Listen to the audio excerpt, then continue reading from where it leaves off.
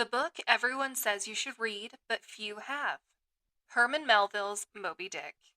Hi, welcome to Let's Get Foxy. My name is Lacey, and I'm your host. I just wanted to take a quick minute to say hello because I'm new, you're new to me, and I want this to be a great experience for everybody. So, just so you know, if you ever run into questions about like words or things that are going on, drop them. I want to answer every question that comes up. A little about me is I'm a mom. I love to read, and I've been sharing that with my son. And people have been asking me for years to do readings and, well, to actually do this podcast for years. So I'm finally doing it. I'm finally here. Just to warn everybody, I am recovering from brain surgery because I can't handle not doing something with myself. So recovery has been difficult. So we are going to be doing this podcast. And so if you ever catch me saying a specific phrase or word or something over and over and over, I want you to let me know because we are going to make it fun. While it did irritate me that I was doing this, it's a normal part of recovery.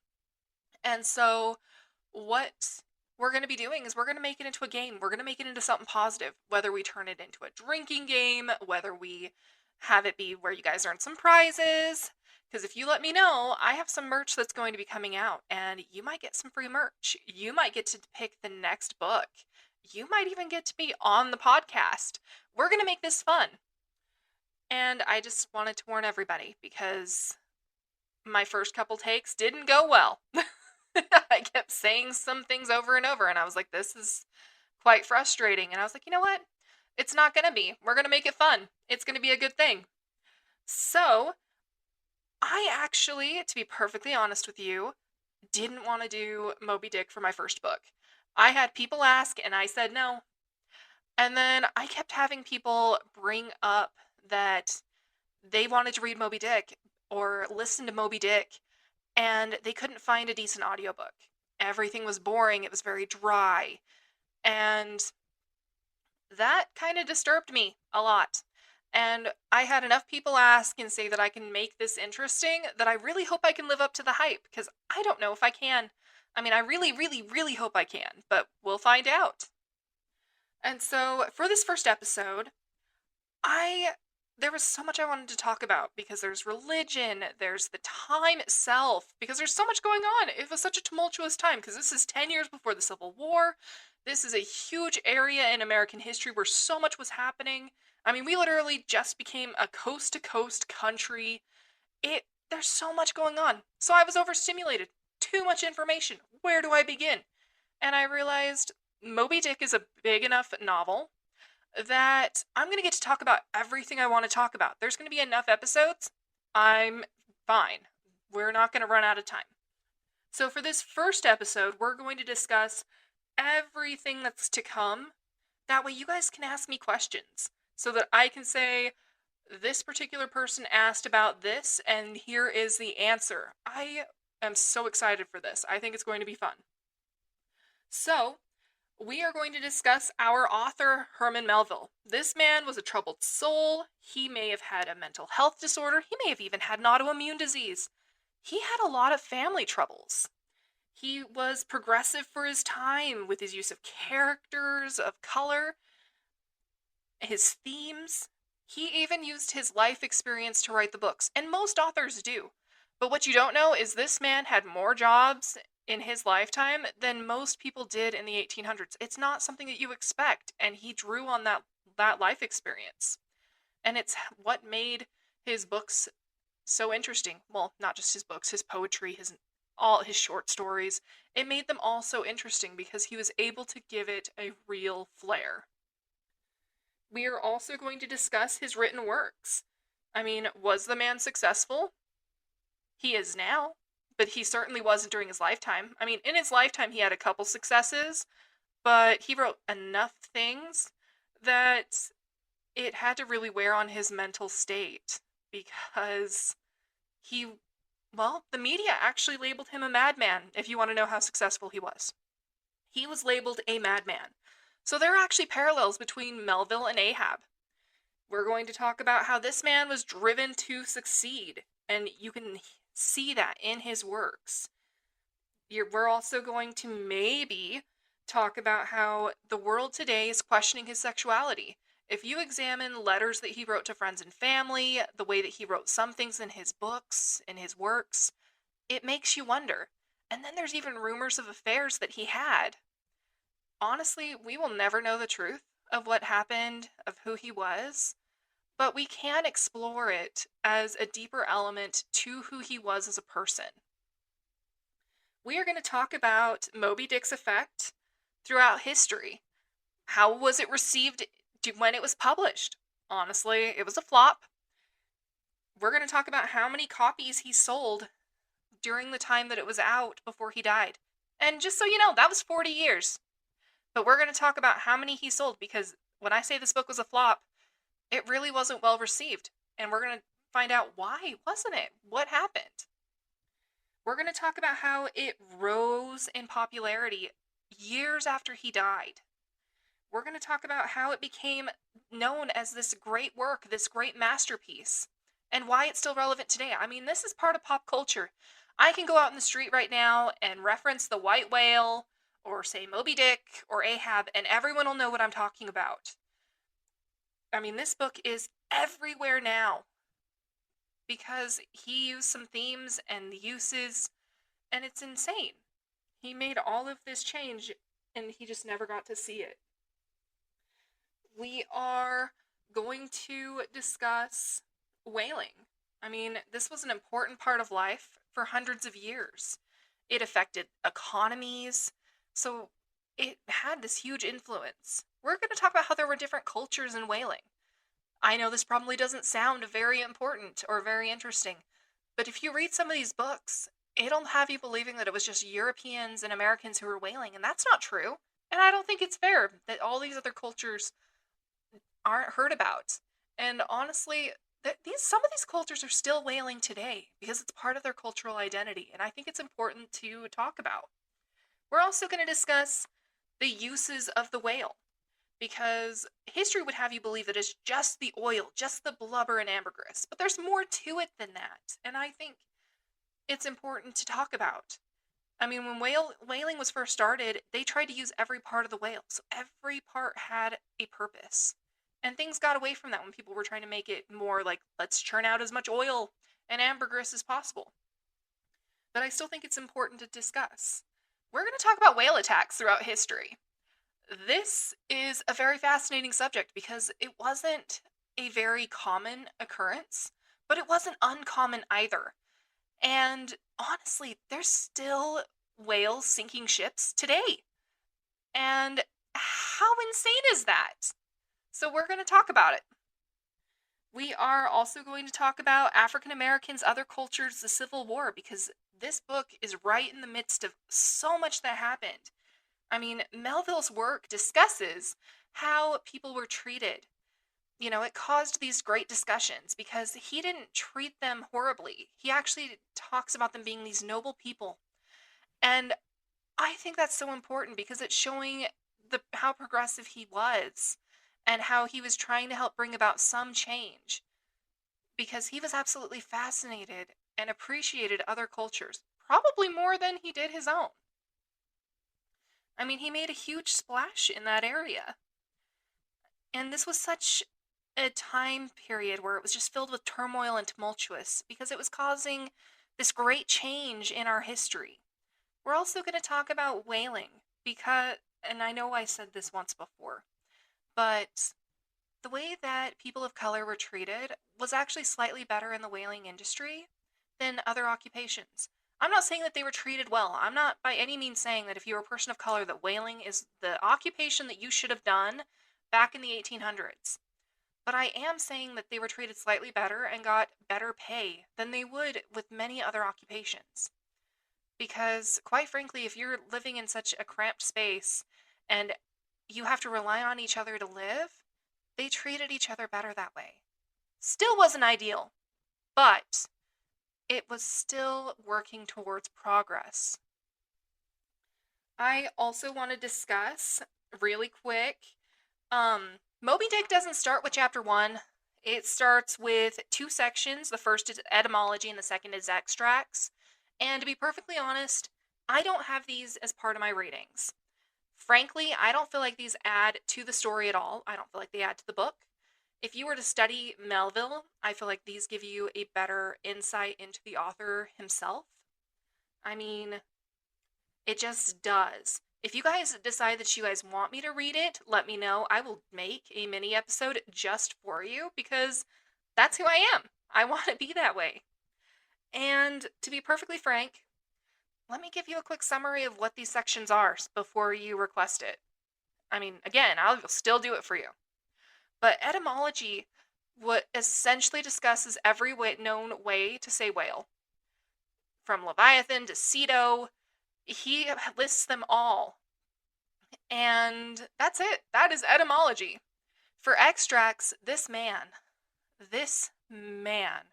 he goes through all the literature that he had access to find every reference that he could to whale. And most of these are from the Bible. No, I'm not kidding. There are so many Bible verses referencing the whale or referencing Leviathan, and he put them all down. I mean, yes, there are some other works as well, but he lists every single quote that he could find referencing the whale, and that is all that extracts is. And this goes on for about 13 pages. And again, I personally don't feel like it adds to the book. I mean, Melville is the king of convoluted. He found a way to make simple instructions or easy ways to say things difficult because he couldn't. I honestly don't think it was within his power to say things simply. But if he could, we probably wouldn't still be talking about him today. So, good on you, Melville. My hat's off to you. So, without too much further ado, we are going to get started on our reading, and I hope you enjoy. Before our book reading begins, I just wanted to take a minute to say this book is a snapshot of the past. This book may contain negative views and/or treatment of people and cultures. This was wrong then, and it is wrong now. Instead of blacklisting these novels, let's recognize the influence and learn from it. For as the philosopher George Santayana said, those who cannot remember the past are condemned to repeat it. Let's learn from the past to create a more inclusive future together. Chapter 1, Loomings. Call me Ishmael. Some years ago, never mind how long precisely, having little or no money in my purse, and nothing particular to interest me on shore, I thought I would sail about a little and see the watery part of the world. It is a way I have of driving off the spleen and regulating the circulation. Whenever I find myself growing grim about the mouth, whenever it is a damp, drizzly November in my soul, whenever I find myself involuntarily pausing before coffin warehouses and bringing up the rear of every funeral I meet, and especially whenever my hypos get such an upper hand of me that it requires a strong moral principle to prevent me from deliberately stepping into the street and methodically knocking people's hats off, then I account it high time to get to sea as soon as I can. This is my substitute for pistol and ball. With a philosophical flourish, Cato throws himself upon his sword. I quietly take to the ship. There is nothing surprising in this, if they but knew it. Almost all men in their degree, some time or other, cherish very nearly the same feelings towards the ocean with me. There now is your insular city of the Manhattoes, belted round by wharves as Indian isles by coral reefs. Commerce surrounds it with her surf. Right and left, the streets take you waterward. Its extreme downtown is the Battery, where that noble mole is washed by waves and cooled by breezes, which a few hours previous were out of sight of land. Look at the crowds of water-gazers there. Circumambulate the city of a dreamy Sabbath afternoon. Go from Corlear's Hook to Coenties Slip, and from thence by Whitehall northward. What do you see? Posted like silent sentinels all around the town stand thousands upon thousands of mortal men fixed in ocean reveries, some leaning against the spiles, some seated upon the pierheads, some looking over the bulwarks of ships from China, some high aloft in the rigging, as if striving to get a still better seaward peep. But these are all landsmen, of week days pent up in lath and plaster, tied to counters, nailed to benches, clinched to desks. How then is this? Are the green fields gone? What do they hear? But look! Here come more crowds, pacing straight for the water, and seemingly bound for a dive. Strange. Nothing will content them but the extremest limit of the land. Loitering under the shady lee of yonder warehouses will not suffice. No, they must get just as nigh the water as they possibly can without falling in. And there they stand, miles of them, leagues. Inlanders all, they come from lanes and alleys, streets and avenues, north, east, south, and west. Yet here they all unite. Tell me, does the magnetic virtue of the needles of the compasses of all those ships attract them thither? Once more, say you are in the country, in some high land of lakes. Take almost any path you please, and 10 to 1 it carries you down in a dale, and leaves you there by a pool in the stream. There is magic in it. Let the most absent-minded of men be plunged in his deepest reveries. Stand that man on his legs, set his feet a-going, and he will infallibly lead you to water, if water there be in all that region. Should you ever be athirst in the great American desert, try this experiment. If your caravan happen to be supplied with a metaphysical professor, yes, as everyone knows, meditation and water are wedded forever. But here is an artist. He desires to paint you the dreamiest, shadiest, quietest, most enchanting bit of romantic landscape in all the valley of the Saco. What is the chief element he employs? There stand his trees, each with a hollow trunk, as if a hermit and a crucifix were within. And here sleeps his meadow, and there sleep his cattle, and up from yonder cottage goes a sleepy smoke. Deep into distant woodlands winds a mazy way, reaching to overlapping spurs of mountains bathed in their hillside blue. But though the picture lies thus tranced, and though this pine tree shakes down its sighs like leaves upon this shepherd's head, yet all were in vain, unless the shepherd's eye were fixed upon the magic stream before him. Go visit the prairies in June, when for scores on scores of miles you wade knee-deep among tiger lilies. What is the one charm wanting? Water. There is not a drop of water there. Were Niagara but a cataract of sand, would you travel your 1,000 miles to see it? Why did the poor poet of Tennessee, upon suddenly receiving 2 handfuls of silver, deliberate whether to buy him a coat, which he sadly needed, or invest his money in a pedestrian trip to Rockaway Beach? Why is almost every robust, healthy boy with a robust, healthy soul in him, at some time or other crazy to go to sea? Why upon your first voyage as a passenger did you yourself feel such a mystical vibration when first told that you and your ship were now out of sight of land? Why did the old Persians hold the sea holy? Why did the Greeks give it a separate deity, an own brother of Jove? Surely all this is not without meaning, and still deeper the meaning of that story of Narcissus, who, because he could not grasp the tormenting, mild image he saw in the fountain, plunged into it and was drowned. But that same image we ourselves see in all rivers and oceans. It is the image of the ungraspable phantom of life, and this is the key to it all. Now, when I say that I am in the habit of going to sea whenever I begin to grow hazy about the eyes, and begin to be overconscious of my lungs, I do not mean to have it inferred that I ever go to sea as a passenger. For to go as a passenger you must needs have a purse, and a purse is but a rag, unless you have something in it. Besides, passengers get seasick, grow quarrelsome, don't sleep of nights, do not enjoy themselves much, as a general thing. No, I never go as a passenger.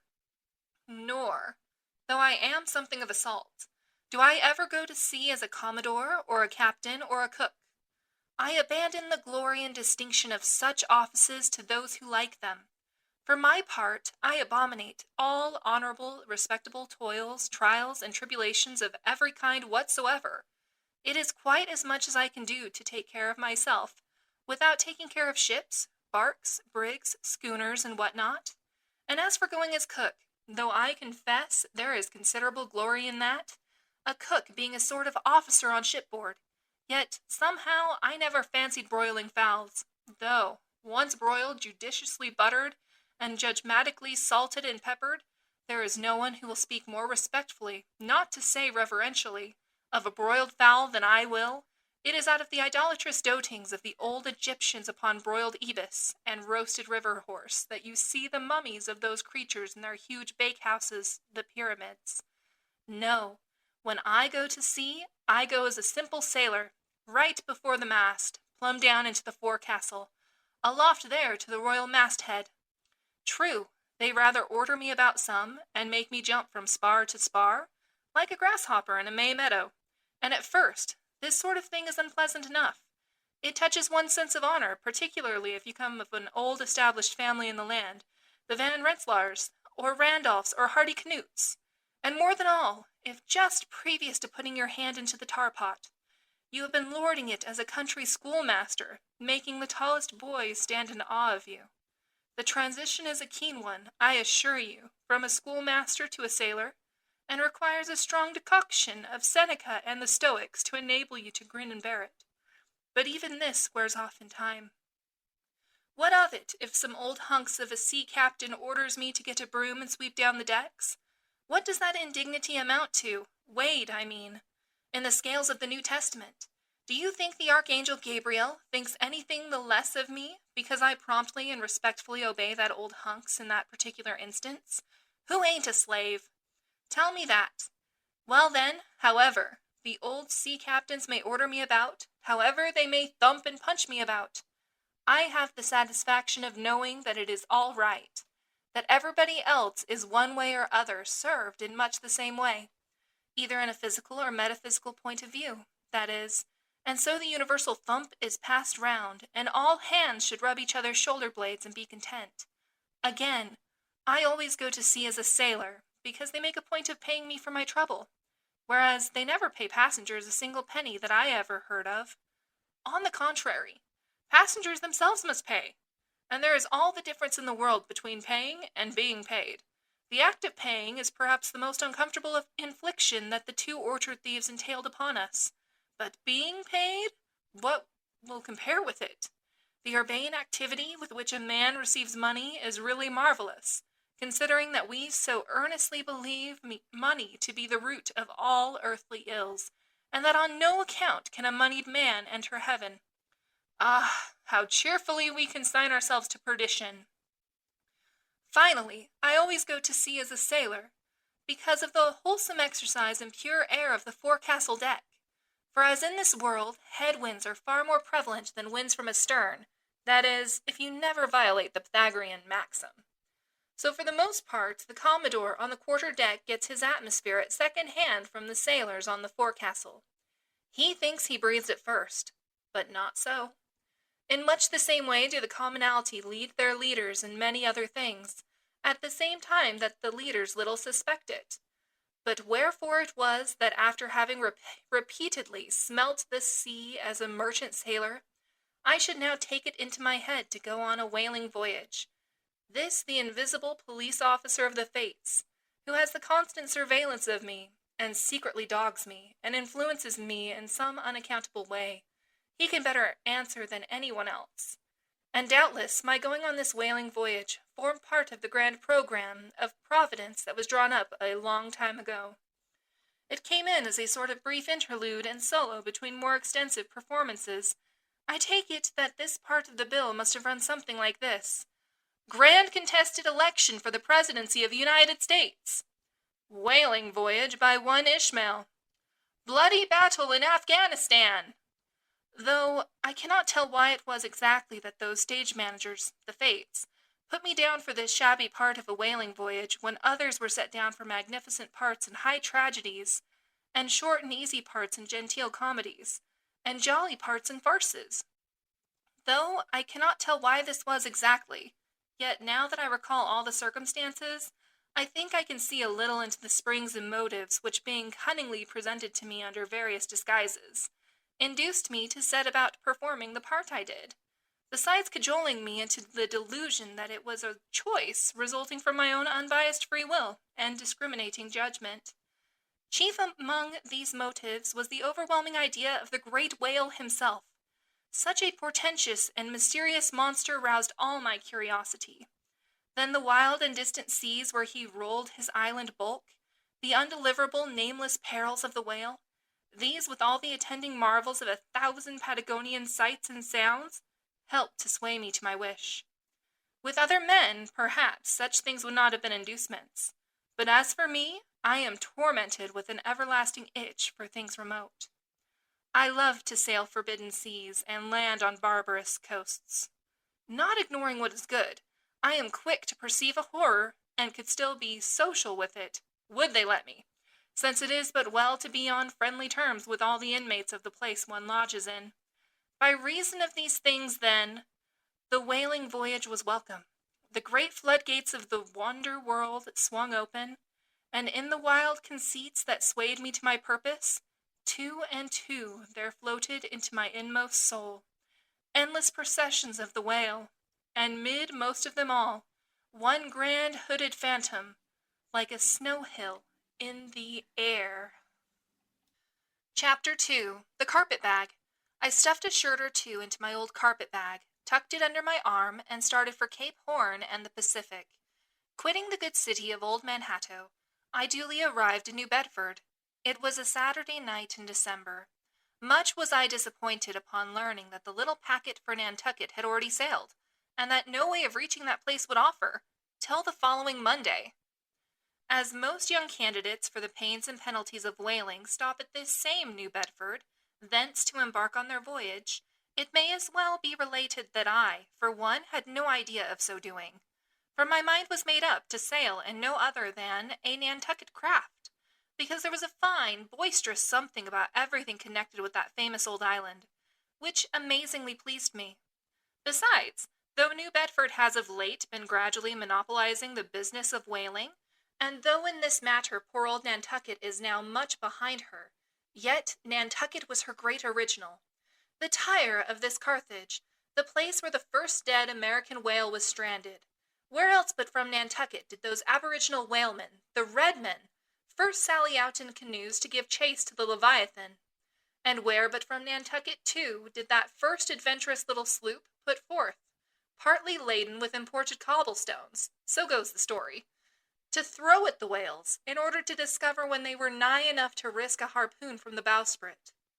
Now, having a night, a day, and still another night following before me in New Bedford, ere I could embark for my destined port, it became a matter of concernment where I was to eat and sleep meanwhile. It was a very dubious-looking, nay, a very dark and dismal night, bitingly cold and cheerless. I knew no one in the place. With anxious grapnels I had sounded my pocket, and only brought up a few pieces of silver. So wherever you go, Ishmael, said I to myself, as I stood in the middle of a dreary street, shouldering my bag, and comparing the gloom towards the north, with the darkness towards the south, wherever in your wisdom you may conclude to lodge for the night, my dear Ishmael, be sure to inquire the price, and don't be too particular. With halting steps I paced the streets, and passed the sign of the crossed harpoons, but it looked too expensive and jolly there. Further on, from the bright red windows of the Swordfish Inn, there came such fervent rays that it seemed to have melted the packed snow and ice from before the house, for everywhere else the congealed frost lay 10 inches thick in a hard asphaltic pavement, rather weary for me when I struck my foot against the flinty projections, because from hard remorseless service the soles of my boots were in a most miserable plight. Too expensive and jolly again, thought I, pausing one moment to watch the broad glare in the street and hear the sounds of the tinkling glasses within.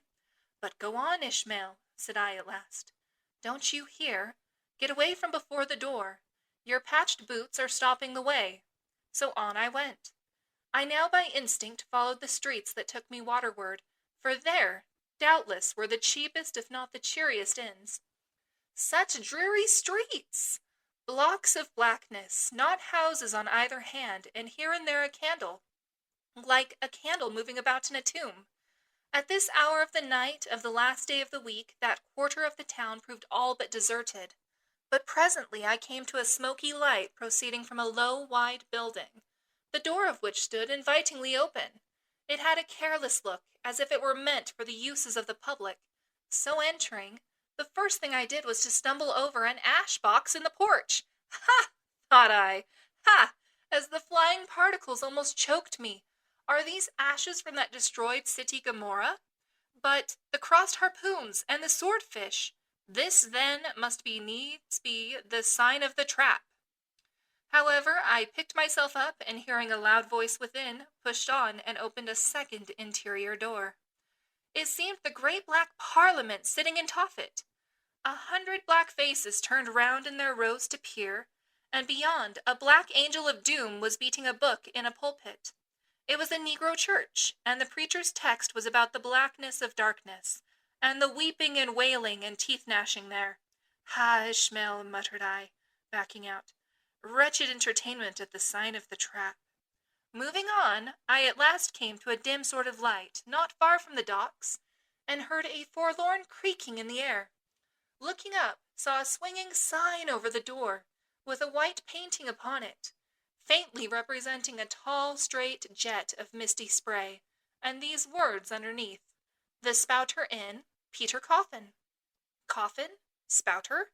Rather ominous in that particular connection, thought I, but it is a common name in Nantucket, they say, and I suppose this Peter here is an immigrant from there. As the light looked so dim, and the place for the time looked quiet enough, and the dilapidated little wooden house itself looked as if it might have been carted here from the ruins of some burnt district, and as the swinging sign had a poverty-stricken sort of creak to it, I thought that here was the very spot for cheap lodgings, and the best of pea coffee. It was a queer sort of place, a gable-ended old house, one side palsied as it were, and leaning over sadly. It stood on a sharp bleak corner where that tempestuous wind Euroclydon kept up a worse howling than ever it did about poor Paul's tossed craft. Euroclydon, nevertheless, is a mighty pleasant zephyr to any one indoors, with his feet on the hob quietly toasting for bed. In judging of that tempestuous wind called Euroclydon, says an old writer, of whose works I possess the only copy extant, it maketh a marvellous difference, whether thou lookest out at it from a glass window where the frost is all on the outside, or whether thou dost observest it from that sashless window where the frost is on both sides, and of which the white death is the only glazier. True enough, thought I, as this passage occurred to my mind. Old black letter, thou reasonest well. Yes, these eyes are windows, and this body of mine is the house. What a pity they didn't stop up the chinks and the crannies, though, and thrust in a little lint here and there. But it's too late to make any improvements now. The universe is finished, the copestone is on, and the chips were carted off 1,000,000 years ago. Poor Lazarus there, chattering his teeth against the curbstone for his pillow, and shaking off his tatters with his shiverings. He might plug up both ears with rags and put a corncob into his mouth, and yet that would not keep out the tempestuous Euroclydon. Euroclydon, says old Dives, in his red silken wrapper. He had a redder one afterwards. Pooh, pooh! What a fine frosty night! How Orion glitters! What northern lights! Let them talk of their oriental summer climes, of everlasting conservatories. Give me the privilege of making my own summer with my own coals. But what thinks Lazarus? Can he warm his blue hands by holding them up to the grand northern lights? Would not Lazarus rather be in Sumatra than here? Would he not far rather lay him down lengthwise along the line of the equator? Yea, ye gods! Go down to the fiery pit itself in order to keep out this frost. Now that Lazarus should lie stranded there on the curbstone before the door of Dives, this is more wonderful than that an iceberg should be moored to one of the Moluccas. Yet Dives himself, he too lives like a czar in an ice palace made of frozen sighs, and being a president of a temperance society, he only drinks the tepid tears of orphans. But no more of this blubbering now. We are going a-whaling, and there's plenty of that yet to come. Let us scrape the ice from our frosted feet, and see what sort of place this spouter may be. Chapter 3. The Spouter Inn. Entering that gable-ended Spouter Inn, you found yourself in a wide, low, straggling entry with old-fashioned wainscots, reminding one of the bulwarks of some condemned old craft. On one side hung a very large oil painting, so thoroughly besmoked and every way defaced that in the unequal cross-lights by which you viewed it, it was only by diligent study and a series of systematic visits to it, and careful inquiry of the neighbors, that you could any way arrive at an understanding of its purpose. Such unaccountable masses of shades and shadows, that at first you almost thought some ambitious young artist, in the time of the New England hags, had endeavored to delineate chaos bewitched. But by dint of much and earnest contemplation, and oft-repeated ponderings, and especially by throwing open the little window towards the back of the entry, you at last come to the conclusion that such an idea, however wild, might not be altogether unwarranted. But what most puzzled and confounded you was a long, limber, portentous black mass of something hovering in the center of the picture, over three blue dim, perpendicular lines floating in a nameless yeast. A boggy, soggy, squitchy picture truly, enough to drive a nervous man distracted. Yet was there a sort of indefinite, half-attained, unimaginable sublimity about it, that fairly froze you to it, till you involuntarily took an oath with yourself to find out what that marvelous painting meant. Ever and anon a bright but, alas, deceptive idea would dart you through. It's the Black Sea in a midnight gale. It's the unnatural combat of the four primal elements. It's a blasted heath. It's a Hyperborean winter scene. It's the breaking up of the icebound stream of time. But at last, all these fancies yielded to that one portentous something in the picture's midst. That once found out, and all the rest were plain. But stop, does it not bear a faint resemblance to a gigantic fish? Even the great Leviathan himself. In fact, the artist's design seemed this, a final theory of my own, partly based upon the aggregated opinions of many aged persons with whom I conversed upon the subject.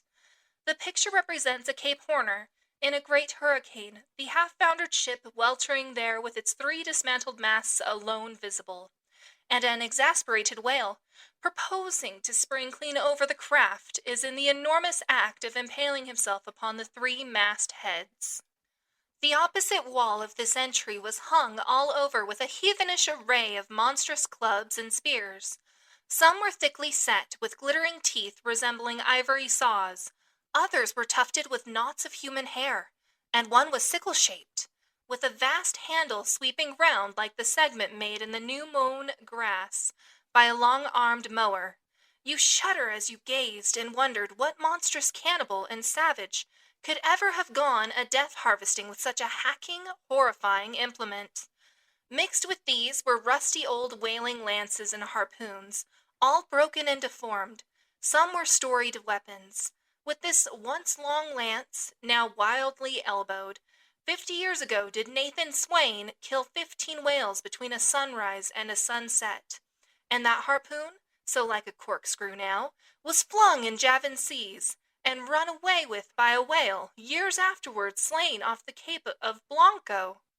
The original iron entered nigh the tail, and like a restless needle sojourning in the body of a man, travelled full 40 feet, and at last was found embedded in the hump. Crossing this dusky entry, and on through yon low-arched way, cut through what in old times must have been a great central chimney with fireplaces all round, you enter the public room.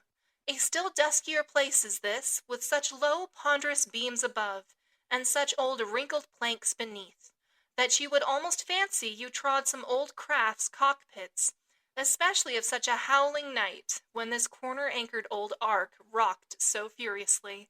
On one side stood a long, low, shelf-like table covered with cracked glass cases, filled with dusty rarities gathered from this wide world's remotest nooks. Projecting from the further angle of the room stands a dark-looking den, the bar, a rude attempt at a right whale's head. Be that how it may, there stands the vast arched bone of the whale's jaw, so wide a coach might almost drive beneath it.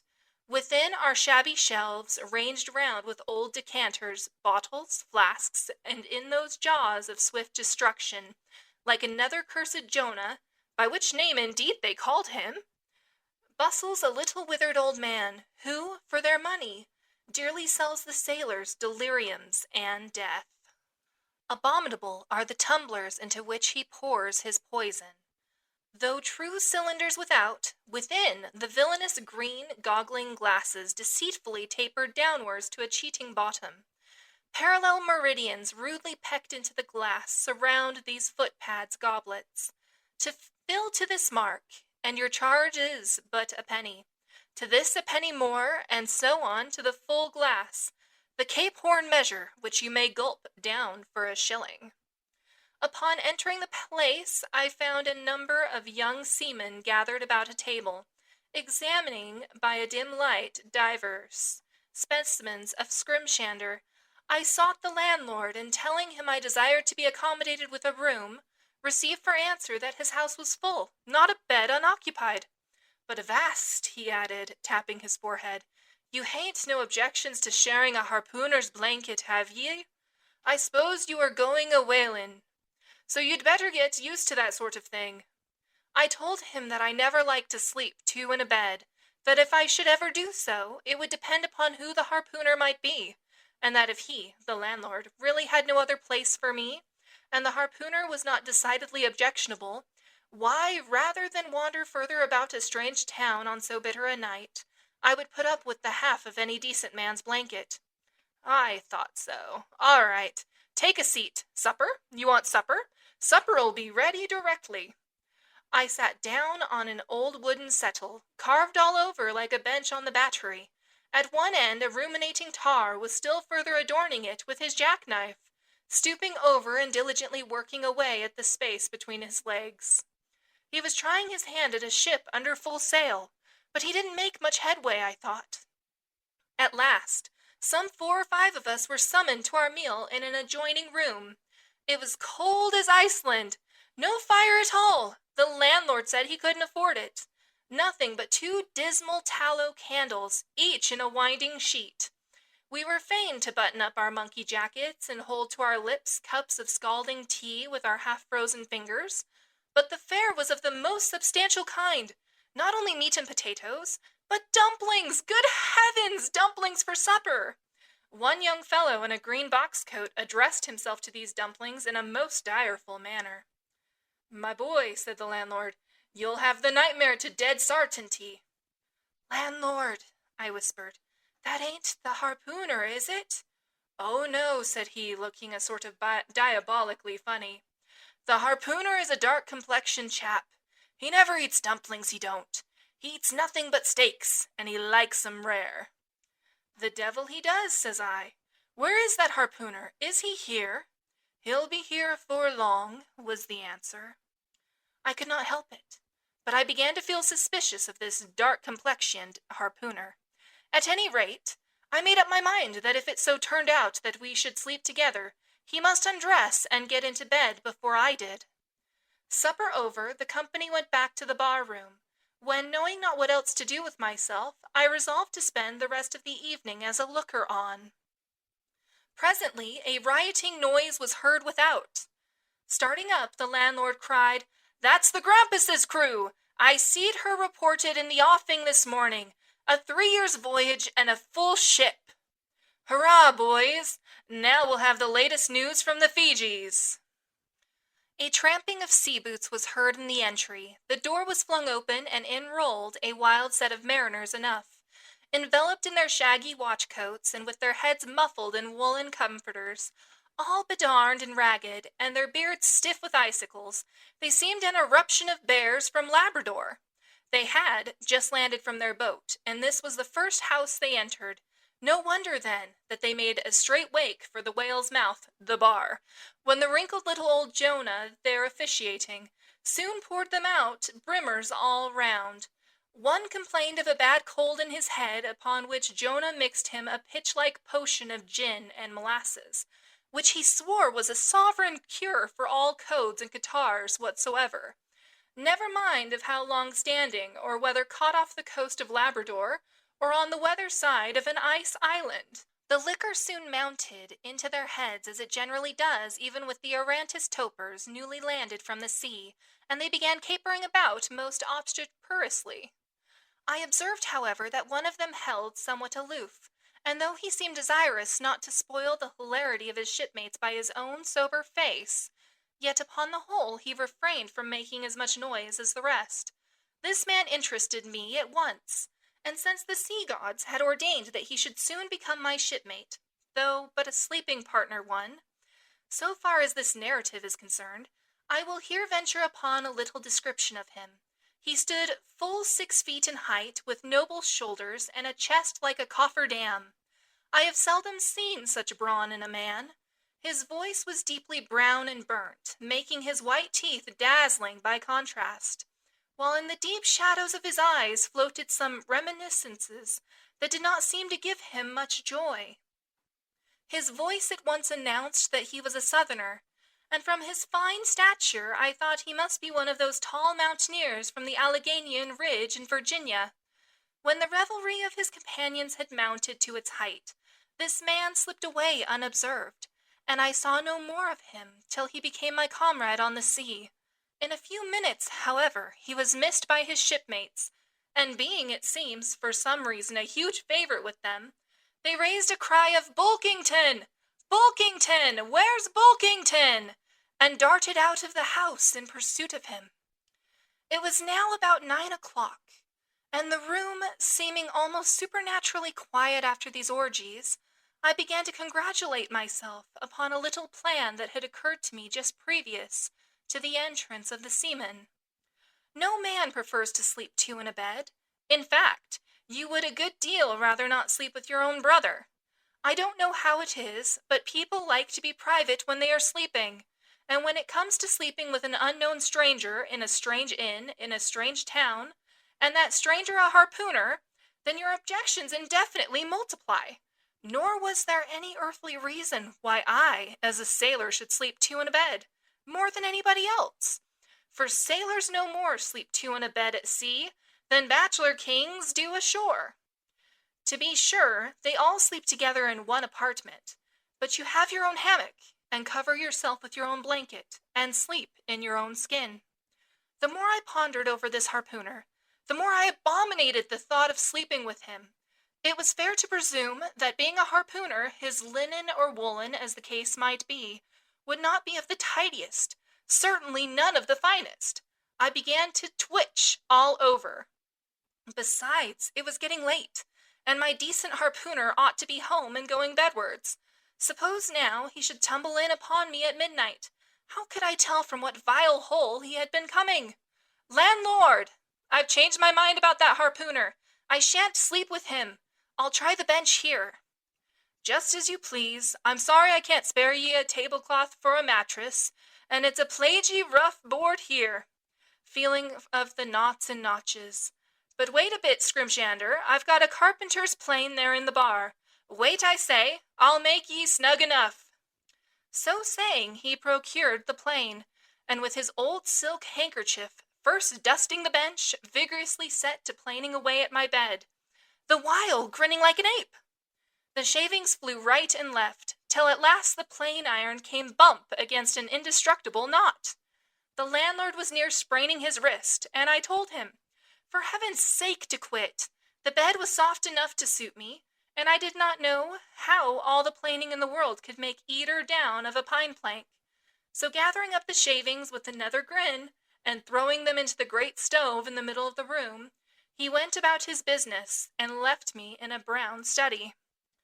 I now took the measure of the bench, and found that it was a foot too short, but that could be mended with a chair. But it was a foot too narrow, and the other bench in the room was about 4 inches higher than the planed one, so there was no yoking them. I then placed the first bench lengthwise along the only clear space against the wall, leaving a little interval between for my back to settle down in. But I soon found that there came such a draught of cold air over me from under the sill of the window that this plan would never do at all, especially as another current from the rickety door met the one from the window, and both together formed a series of small whirlwinds in the immediate vicinity of the spot where I had thought to spend the night. The devil fetch that harpooner, thought I. But stop. Couldn't I steal a march on him, bolt his door inside, and jump into his bed, not to be wakened by the most violent knockings? It seemed no bad idea, but upon second thoughts I dismissed it. For who could tell but what the next morning, so soon as I popped out of the room, the harpooner might be standing in the entry, all ready to knock me down? Still looking round me again, and seeing no possible chance of spending a sufferable night, unless in some other person's bed, I began to think that, after all, I might be cherishing unwarrantable prejudices against this unknown harpooner. Thinks I, I'll wait a while, he must be dropping in before long. I'll have a good look at him then, and perhaps we may become jolly good bedfellows after all. There's no telling. But though the other boarders kept coming in by ones, twos, and threes, and going to bed, yet no sign of my harpooner. "Landlord," said I, "what sort of a chap is he? Does he always keep such late hours?" It was now hard upon 12 o'clock. The landlord chuckled again with his lean chuckle, and seemed to be mightily tickled at something beyond my comprehension. "No," he answered, "generally he's an early bird, early to bed and early to rise. Yes, he's the bird what catches the worm. But tonight he went out a-peddling, you see, and I don't see what on earth keeps him so late, unless, maybe, he can't sell his head." "Can't sell his head? What sort of a bamboozingly story is this you are telling me?" Getting into a towering rage, "Do you pretend to say, landlord, that this harpooner is actually engaged this blessed Saturday night, or rather Sunday morning, in peddling his head around this town?" "That's precisely it," said the landlord, "and I told him he couldn't sell it here. The market's overstocked." "With what?" shouted I. "With heads, to be sure. Ain't there too many heads in the world? I tell you what it is, landlord," said I, quite calmly, "you'd better stop spinning that yarn to me. I'm not green." "Maybe not," taking out a stick and whittling a toothpick, "but I rayther guess you'll be done brown if that 'ere harpooner hears you slanderin' his head." "I'll break it for him," said I, now flying into a passion again at this unaccountable farrago of the landlord's. "It's broke already," said he. "Broke?" said I. "Broke, do you mean?" "Sartin, and that's the very reason he can't sell it, I guess." "Landlord," said I, going up to him as cool as Mount Hecla in a snowstorm, "landlord, stop whittling. You and I must understand one another, and that too without delay. I come to your house and want a bed. You tell me you can only give me half a one, that the other half belongs to a certain harpooner. And about this harpooner, whom I have not yet seen, you persist in telling me the most mystifying and exasperating stories, tending to beget in me an uncomfortable feeling towards the man, whom you design for my bedfellow, a sort of connexion, landlord, which is an intimate and confidential one in the highest degree. I now demand of you to speak out, and tell me who and what this harpooner is, and whether I shall be in all respects safe to spend the night with him.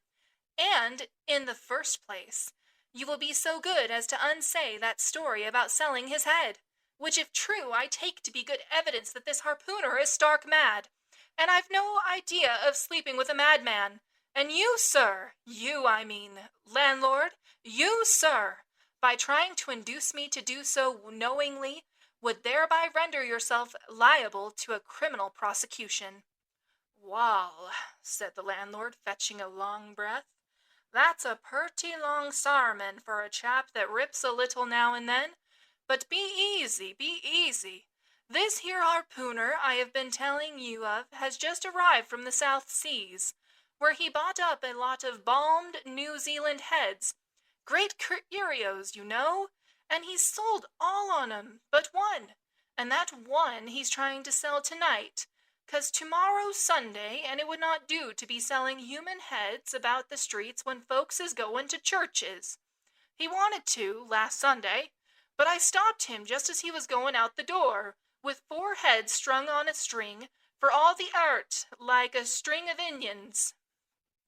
This account cleared up the otherwise unaccountable mystery, and showed that the landlord, after all, had no idea of fooling me.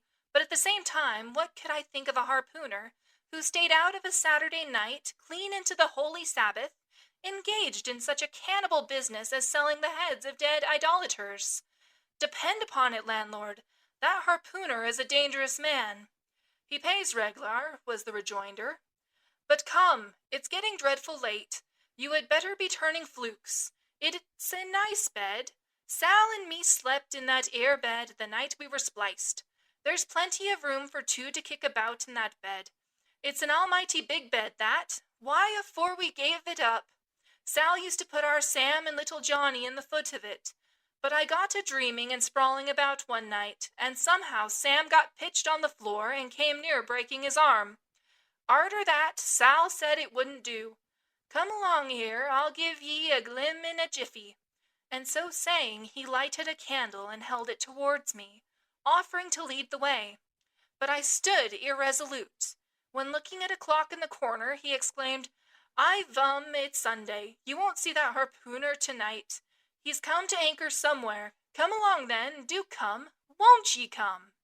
I considered the matter a moment, and then upstairs we went, and I was ushered into a small room, cold as a clam, and furnished, sure enough, with a prodigious bed, almost big enough indeed for any 4 harpooners to sleep abreast.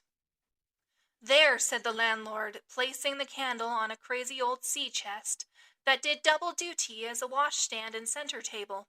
"There, make yourself comfortable now, and good night to ye." I turned round from eyeing the bed, but he had disappeared. Folding back the counterpane, I stooped over the bed. Though none of the most elegant, it yet stood the scrutiny tolerably well. I then glanced round the room, and besides the bedstead and center table could see no other furniture belonging to the place, but a rude shelf, the 4 walls, and a papered fireboard, representing a man striking a whale. Of things not properly belonging to the room, there was a hammock lashed up and thrown upon the floor in one corner, also a large seaman's bag, containing the harpooner's wardrobe, no doubt, in lieu of a land trunk. Likewise, there was a parcel of outlandish bone fish hooks on the shelf over the fireplace, and a tall harpoon standing at the head of the bed. But what is this on the chest? I took it up and held it close to the light, and felt it, and smelt it, and tried every way possible to arrive at some satisfactory conclusion concerning it. I can compare it to nothing but a large doormat, ornamented at the edges with little tinkling tags, something like the stained porcupine quills around an Indian moccasin. There was a hole or slit in the middle of this mat, as you see the same in South American ponchos. But could it be possible that any sober harpooner would get into a doormat and parade the streets of any Christian town in that sort of guise? I put it on to try it, and it weighed me down like a hamper, being uncommonly shaggy and thick, and I thought a little damp, as though this mysterious harpooner had been wearing it of a rainy day. I went up in it to a bit of glass stuck against the wall, and I never saw such a sight in my life. I tore myself out of it in such a hurry that I gave myself a kink in the neck. I sat down on the side of the bed and commenced thinking about this head-peddling harpooner and his doormat. After thinking some time on the bedside, I got up and took off my monkey jacket, and then stood in the middle of the room thinking. I then took off my coat, and thought a little more of my shirt sleeves. But beginning to feel very cold now, half undressed as I was, and remembering what the landlord said about the harpooners not coming home at all that night, it being so very late, I made no more ado, but jumped out of my pantaloons and boots, and then blowing out the light, tumbled into bed, and commended myself to the care of heaven. Whether that mattress was stuffed with corn cobs or broken crockery, there is no telling, but I rolled about a good deal and could not sleep for a long time. At last I slid off into a light doze, and had pretty nearly made a good offing towards the land of Nod, when I heard a heavy footfall in the passage, and saw a glimmer of light come into the room from under the door. Lord save me, thinks I, that must be the harpooner, the infernal head peddler. but I lay perfectly still and resolved not to say a word till spoken to. Holding a light in one hand and that identical New Zealand head in the other, the stranger entered the room and without looking towards the bed placed his candle a good way off from me on the floor in one corner, and then began working away at the knotted cords of the large bag I before spoke of as being in the room. I was all eagerness to see his face, but he kept it averted for some time while employed in unlacing the bag's mouth. This accomplished, however, he turned round when, good heavens, what a sight! Such a face! It was of a dark purplish-yellow color, here and there stuck over with large blackish-looking squares. Yes, it's just as I thought. He's a terrible bedfellow. He's been in a fight, got dreadfully cut, and here he is, just from the surgeon. But at that moment he chanced to turn his face so towards the light that I plainly saw they could not be sticking plasters at all, those black squares on his cheeks. They were stains of some sort or other. At first I knew not what to make of this, but soon an inkling of truth occurred to me. I remembered a story of a white man, a whaleman too, who, falling among the cannibals, had been tattooed by them. I concluded that this harpooner, in the course of his distant voyages, must have met with a similar adventure. And what is it, thought I, after all? It's only his outside. A man can be honest in any sort of skin. But then, what to make of his unearthly complexion? That part of it, I mean, lying round about, and completely independent of the squares of tattooing. To be sure, it might be nothing but a good coat of tropical tanning. But I never heard of a hot sun's tanning a white man into a purplish-yellow one. However, I had never been in the South Seas, and perhaps the sun there produced these extraordinary effects upon the skin. Now, while all these ideas were passing through me like lightning, this harpooner never noticed me at all. But after some difficulty, having opened his bag, he commenced fumbling in it, and presently pulled out a sort of tomahawk and a sealskin wallet with the hair on. Placing these on the old chest in the middle of the room, he then took the New Zealand head, a ghastly thing enough, and crammed it down into the bag. He now took off his hat, a new beaver hat, when I came nigh singing out with fresh surprise. There was no hair on his head, none to speak of at least, nothing but a small scalp knot twisted up on his forehead. His bald purplish head now looked for all the world like a mildewed skull. Had not the stranger stood between me and the door, I would have bolted out of it quicker than I ever bolted a dinner. Even as it was, I thought something of slipping out of the window, but it was the second floor back. I am no coward, but what to make of this head-peddling purple rascal altogether past my comprehension. Ignorance is the parent of fear, and being completely nonplussed and confounded about the stranger, I confess I was now as much afraid of him as if it was the devil himself, who had thus broken into my room at the dead of night. In fact, I was so afraid of him that I was not game enough just then to address him, and demand a satisfactory answer concerning what seemed inexplicable in him. Meanwhile, he continued the business of undressing, and at last showed his chest and arms. As I live, these covered parts of him were checkered with the same squares as his face. His back, too, was all over the same dark squares. He seemed to have been in a 30-years' war, and just escaped from it with a sticking plaster shirt. Still more, his very legs were marked, as if a parcel of dark green frogs were running up the trunks of young palms. It was now quite plain that he must be some abominable savage, or other shipped aboard of a whaleman in the South Seas, and so landed in this Christian country. I quaked to think of it. A peddler of heads too? Perhaps the heads of his own brothers. He might take a fancy to mine. Heavens! Look at that tomahawk! But there was no time for shuddering, for now the savage went about something that completely fascinated my attention, and convinced me that he must indeed be a heathen.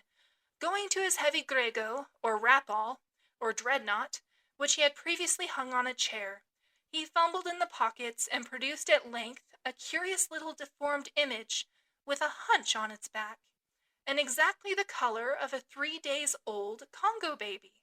Remembering the embalmed head, at first, I almost thought that this little black mannikin was a real baby preserved in some similar manner. But seeing that it was not at all limber, and that it glistened a good deal like polished ebony, I concluded that it must be nothing but a wooden idol, which indeed it proved to be. For now the savage goes up to the empty fireplace, and removing the papered fireboard, sets up this little hunchbacked image, like a tenpin, between the andirons. The chimney jambs and all the bricks inside were very sooty, so that I thought this little fireplace made a very appropriate little shrine or chapel for his Congo idol. I now screwed my eyes hard towards the half-hidden image, feeling but ill at ease meantime, to see what was next to follow. First, he takes about a double handful of shavings out of his grego pocket, and places them carefully before the idol, then laying a bit of ship biscuit on top, and applying the flame from the lamp, he kindled the shavings into a sacrificial blaze. Presently, after many hasty snatches into the fire, and still hastier withdrawals of his fingers, whereby he seemed to be scorching them badly, he at last succeeded in drawing out the biscuit. Then blowing off the heat and ashes a little, he made a polite offer of it to the little negro. But the little devil did not seem to fancy such dry sort of fare at all. He never moved his lips. All these strange antics were accompanied by still stranger guttural noises from the devotee, who seemed to be praying in a sing-song, or else singing some pagan psalmody or other, during which his face twitched about in the most unnatural manner. At last, extinguishing the fire, he took the idol up, very unceremoniously, and bagged it again in his grego pocket, as carelessly as if he were a sportsman bagging a dead woodcock.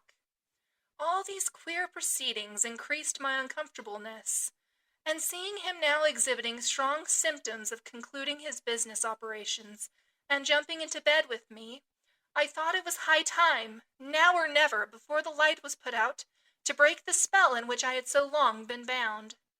But the interval I spent in deliberating what to say was a fatal one.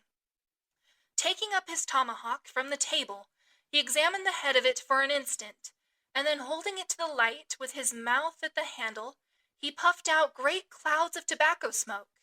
The next moment the light was extinguished, and this wild cannibal, tomahawk between his teeth, sprang into bed with me. I sang out, I could not help it now, and giving a sudden grunt of astonishment, he began feeling me. Stammering out something, I knew not what, I rolled away from him against the wall, and then conjured him, whoever or whatever he might be, to keep quiet, and to let me get up and light the lamp again. But his guttural responses satisfied me at once that he but ill comprehended my meaning. "Who devil you?" he at last said. "You no speaky, damn me, I kill 'ee." And so saying, the lighted tomahawk began flourishing about me in the dark. "Landlord! For God's sake! Peter Coffin!" shouted I. "Landlord! Watch! Coffin! Angels! Save me!" "Speaky! Tell-ee me who 'ee be, or damn me, I kill 'ee!" again growled the cannibal, while his horrid flourishings of the tomahawk scattered the hot tobacco ashes about me, till I thought my linen would get on fire. But thank heaven, at that moment the landlord came into the room, light in hand, and leaping from the bed, I ran up to him. "Don't be afraid now," said he, grinning again. "Queequeg here wouldn't harm a hair of your head." "Stop your grinning," shouted I, "and why didn't you tell me that infernal harpooner was a cannibal? I thought ye knowed it. Didn't I tell ye he was a-peddling heads around town? But turn flukes again and go to sleep. Queequeg, look here. You sabi me? I sabi. You this man sleepy you? You sabi?" "Me sabi plenty," grunted Queequeg, puffing away at his pipe and sitting up in bed. "You getty in," he added, motioning to me with his tomahawk, and throwing the clothes to one side. He really did this in not only a civil but a really kind and charitable way. I stood looking at him a moment. For all his tattooings, he was on the whole a clean, comely-looking cannibal. What's all this fuss I have been making about, thought I to myself. The man's a human being just as I am. He has just as much reason to fear me as I have to be afraid of him. Better sleep with a sober cannibal than a drunk Christian. "Landlord," said I, Tell him to stash his tomahawk there, or pipe, or whatever you call it. Tell him to stop smoking, in short, and I will turn in with him. But I don't fancy having a man smoking in bed with me. It's dangerous. Besides, I ain't insured." This being told to Queequeg, he at once complied, and again politely motioned me to get into bed. Rolling over to one side, as much as to say, "I won't touch a leg of ye." "Good night, landlord," said I. "You may go." I turned in, and never slept better in my life.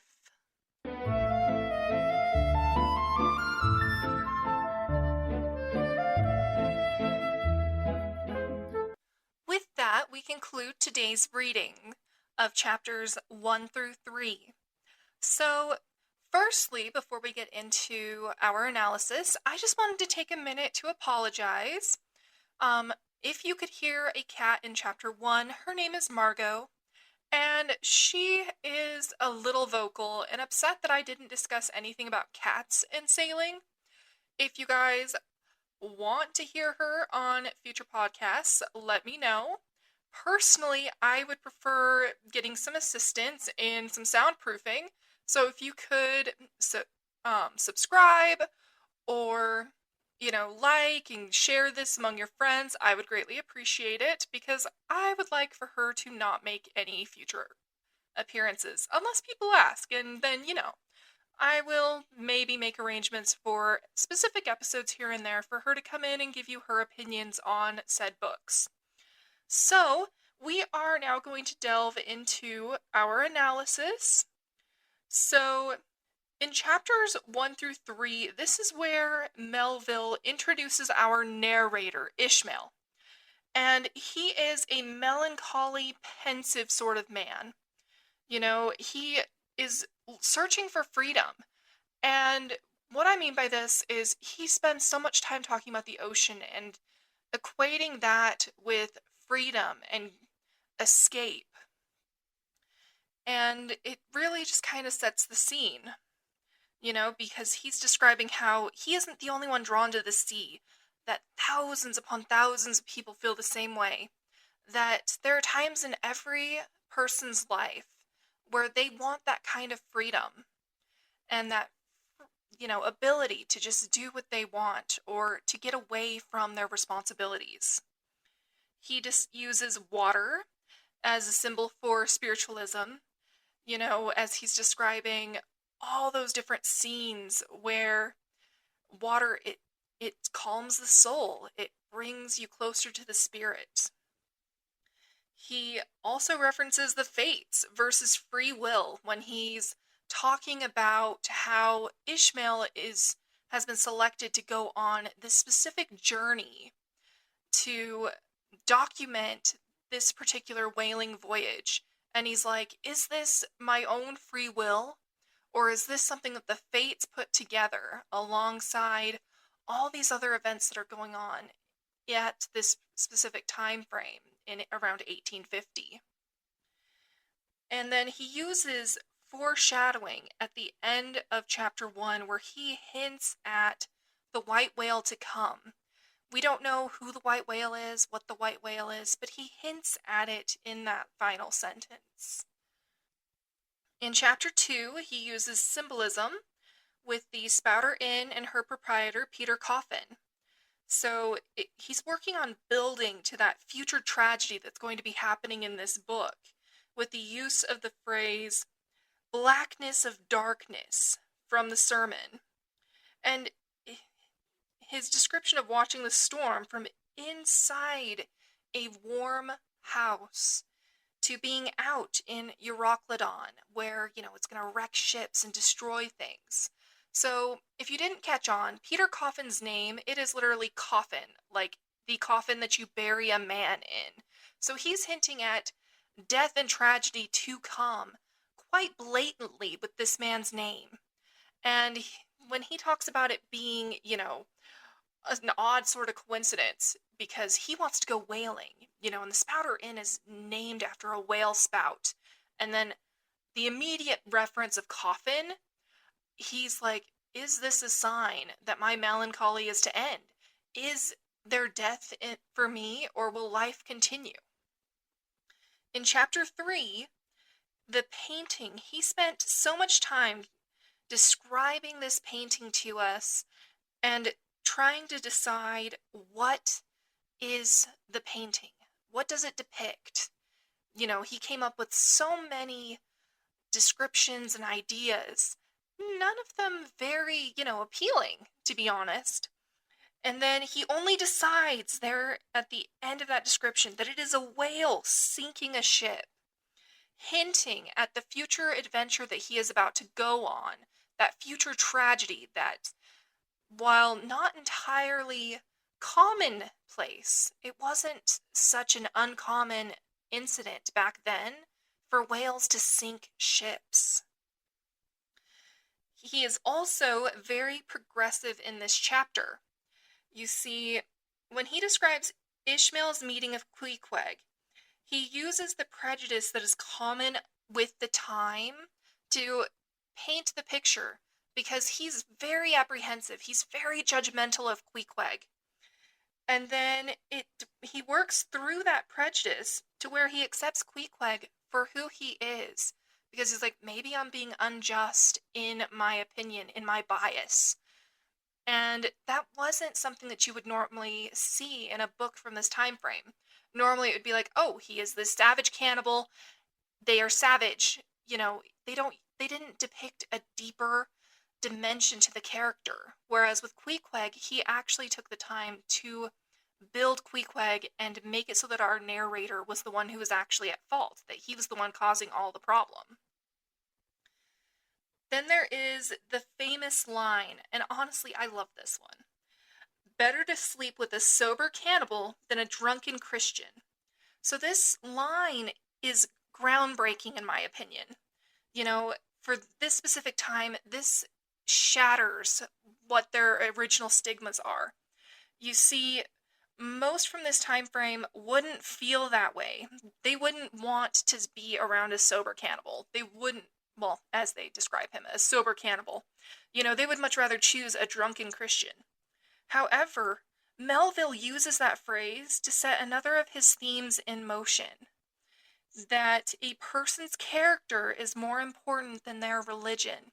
So he is literally setting the stage so that we can understand that Queequeg is more than what his religion and his upbringing is. And that sometimes you need to look beyond that surface to see who a person really is, to be able to, reap the benefits, to build relationships. And that is so big, especially for back then when literally they didn't go past a person's cover. They didn't go past their outside. And Melville uses this to help say, you've got to look beyond what a person looks like to see who they really are. And then, so enough hardcore analysis, unless you guys actually, want more, but, this isn't supposed to be some kind of college thesis, so I'm hoping that this just helps make parts of the book a little bit more fun and to understand and to be able to pick up on, why is this a classic that has stood the trials of time? And so there were a couple words that I thought that we should probably discuss, because I know that I only know two of these, this specific examples that I'm going to be using, because I watched a whaling movie called In the Heart of the Sea recently, and that's the only reason why I know them. So the first is Scrimshander, and what Scrimshander is that is the maker of Scrimshaw. And then Scrimshaw is the art of carving or engraving intricate designs onto bone, ivory, or shells. You will actually hear reference to these particular words quite a bit throughout this book, because it was very common for whalers to do carvings onto, whale bone or whale ivory. And when you're like, whale ivory, and wondering if I've grown two heads, I promise this is actually going to be something that we discuss later when we're discussing the different parts of a whale, because I'm a nerd and I thought that it was super interesting. So, while I still have your attention, I actually have a confession. I have never seen a Moby Dick movie. And my husband is judging me pretty hardcore for this, to be perfectly honest with you. So, would you recommend that I watch a movie where I've read the book more than once? I'm totally down to try it if you guys recommend it. I'm taking my husband's recommendation with a grain of salt because, it's his opinion isn't as important. And if you do say that these movies are worth watching, which one is the best? Which one should I start off with? And with that, we are going to conclude today's episode. So I just want to say, hey, if you liked this, please hit that like button, share with your friends. We are going to be doing our next episode next week, continuing the story of Ishmael and what happens next in Moby Dick. And as always, my podcast is available on every platform that I can be available on, with a focus on for my Patreon patrons. They get everything first and additional goodies. So if you have any questions, please drop some comments so that I can see them, so that I can include them in our next, the answers in our next episodes, or any feedback, because I want to make this a great experience for everybody. I've enjoyed hanging out with you today, and have a fantastic day. Bye. Back with more foxtails. Later.